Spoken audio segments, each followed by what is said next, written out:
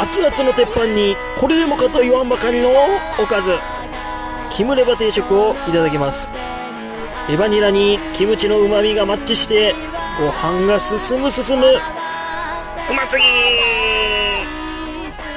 あさみ野区緑にやってまいりました。網焼きハウスせせらぎというお店でございます。普段は焼肉屋さんで、ランチは定食やっているということでやってまいりました。絶品ホルモン焼きうどん定食になります。炭水化物の暴力です。まずいわけがない。洋風焼肉定食になります。焼肉にチーズを絡めていただきます。このチーズがまた牛肉に合うんです。ボリューム満点ですが値段も安価で非常におすすめとなります。老舗の名店にぜひ